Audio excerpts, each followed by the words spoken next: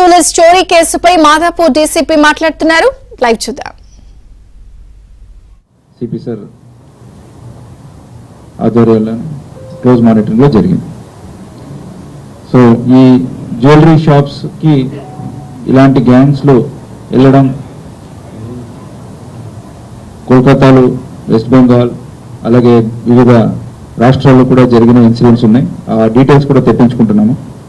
So we request all jewellery shops to have proper security arrangements వాళ్ళ దగ్గర చేయించుకోవాలా. అలాగే ఒక intrusion alarm panel connected to local police station అది కూడా ఏర్పాటు చేయించుకోవాలా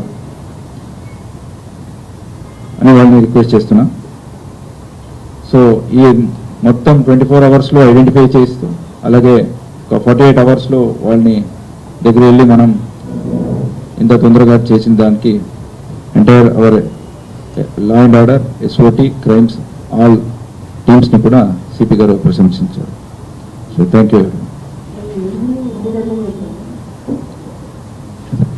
7 6 వచ్చారు 2 బైక్లు. ఒకడు ప్రొవైడ్ చేసి అండ్ ప్రొసీడ్స్ని ఉంచుకోవడానికి హెల్ప్ చేశాడు.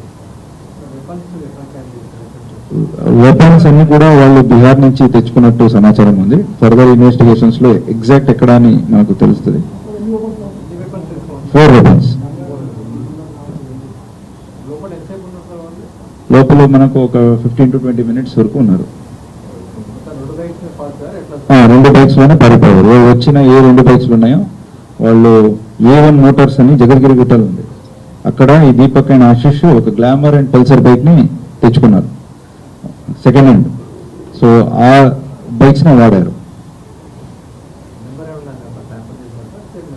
ఆ నంబర్ సేమ్ ఉన్నాయి, బట్ అఫెన్స్ టైంలో నంబర్ ప్లేట్ తీశారు.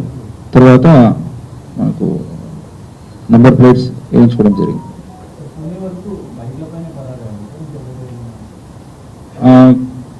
Different people different mode of transportation వాడారు. కొన్ని దూరంలో వరకు వాళ్ళు బైక్లోనే ట్రావెల్ చేశారు.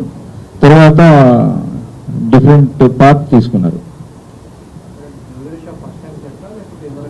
నేను చెప్పాను కదా, ఇంకా 5 మనం పట్టుకోవాల్సి ఉంది. దాంట్లో ఒకడు మేజర్ ఉన్నాడు. అతని మీద 10 కేసులు ఉన్నాయి. 2 మర్డర్ కేసులు, 2 అటెంప్ట్ మర్డర్ కేసు, దాంట్లో రాబరీ కేసు అండ్ డకాయితీ కేసులు కూడా ఉన్నాయి. దాంట్లో ఈ సేమ్ మోడస్ ఆపరెండి జ్యువెలరీ షాప్స్ మీదే కూడా చేయడం ఒక 3 ఇన్స్టెన్సెస్ ఉన్నాయి. Same team.